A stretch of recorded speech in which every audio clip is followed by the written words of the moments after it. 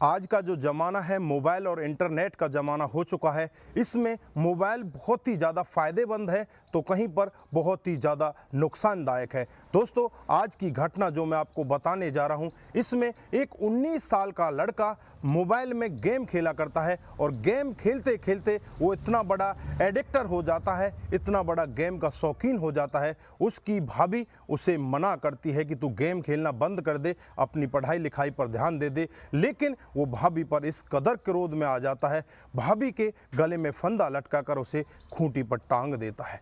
दोस्तों, उस भाभी को वो खूंटी पर टांगता है जो उसे माता पिता का प्यार देती है। दोस्तों, ऐसा उसने क्यों किया, अगर पूरा मामला आप भी जानेंगे तो आपके पैरों तले जमीन खिसक जाएगी। आइए दोस्तों, जानते हैं पूरा मामला क्या था। नमस्कार, जय हिंद। आप देख रहे हैं APH न्यूज़ राहुल रावत के साथ। तो दोस्तों, आज की जो मैं हकीकत की घटना आपको बताने जा रहा हूं, मुंबई के एक पोश एरिया की है। यहां पर एक इरशाद नाम का लड़का, जिसकी उम्र 19 साल होती है और आसपन में ही उसके माता पिता का देहांत हो जाता है। माता पिता के देहांत के बाद भाई भाभी उसे उसी तरह का प्यार देते हैं जैसे कि माता पिता अपने बच्चे को प्यार देते हैं। दोस्तों, धीरे धीरे समय बीतता रहता है। भाई भाभी उसे पढ़ा लिखा कर बहुत अच्छा इंसान बनाना चाहते हैं। उसके लिए उसकी हर ख्वाहिश को पूरा किया जाता है। जैसे ही वो लड़का धीरे धीरे बड़ा होने लगता है, अपने भाई से मोबाइल की डिमांड करता है और अपने भाई से कहता है कि भाई, मुझे पढ़ाई लिखाई के लिए एक मोबाइल दिला दो। फिर उसे एंड्रॉयड मोबाइल दिला दिया जाता है। उसके बाद धीरे धीरे वो पढ़ाई में लग जाता है और पढ़ाई करने लगता है।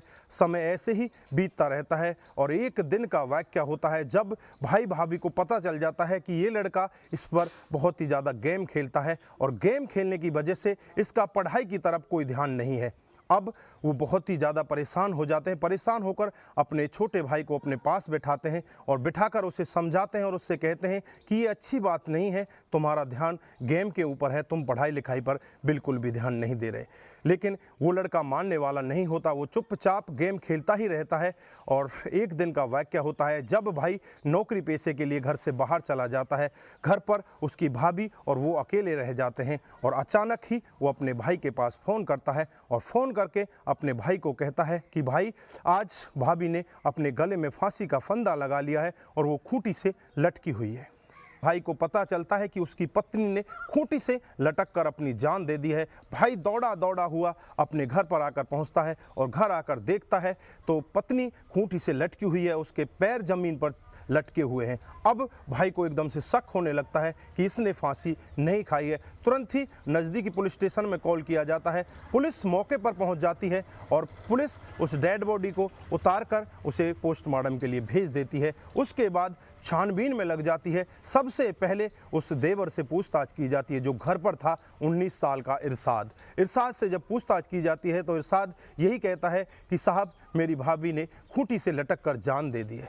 लेकिन जब पुलिस अपने रवैये से, जोर दबाव से उससे पूछताछ करती है तो इरशाद थोड़ी देर में ही टूट जाता है और सब कुछ सच सच बताने लगता है। इरशाद बताता है कि साहब, मैं अपने मोबाइल में गेम खेला करता था और आज भी मैं गेम ही खेल रहा था। तभी मेरी भाभी आ जाती है और मुझे बहुत ही बुरी तरह से डांटने लगती है और कहने लगती है कि तुझे शर्म आनी चाहिए, तेरा भाई दिन रात मेहनत करता है तेरे लिए और तेरे लिए पैसे कमाकर तुझे पढ़ाना लिखाना चाहता है और तू उस पैसे का बहुत ही दुरुपयोग कर रहा है।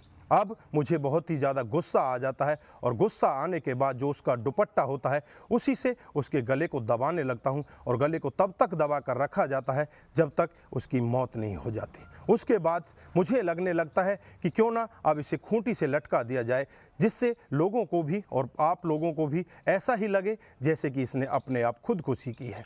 लेकिन मेरा भंडा फूट चुका है, मैं बहुत बड़ा क्रिमिनल बन चुका हूँ। दोस्तों, पुलिस तुरंत ही एक्शन मोड में आ जाती है और तुरंत ही उस लड़के को लेकर उसे जेल में बंद कर देती है। लेकिन यहाँ पर सोचने वाली बात कि एक मोबाइल में गेम खेलने से वो लड़का इतना बड़ा एडिक्टर बन जाता है, इतना बड़ा हैबिचुअल बन जाता है कि उसे कुछ भी दिखाई नहीं देता। जो भैया भाभी उसे माता पिता का प्यार देते थे, जो भैया भाभी उसकी हर ज़रूरत की पूर्ति करते थे, उसी भाभी को उसने इतनी बेरहमी से मौत के घाट उतार दिया। तो दोस्तों, यहाँ पर आप क्या कहना चाहते हैं?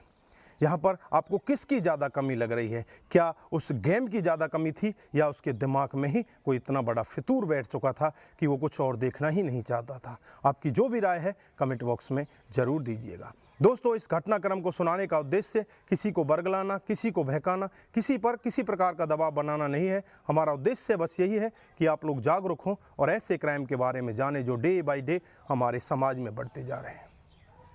दोस्तों, आज के लिए बस इतना ही। फिर मिलते हैं किसी नए मूड के साथ। तब तक के लिए आप अपना ध्यान रखें, अपने परिवार का ध्यान रखें, सतर्क रहें, सावधान रहें और ऐसे क्राइम को अपने आसपास ना होने दें। नमस्कार, जय हिंद।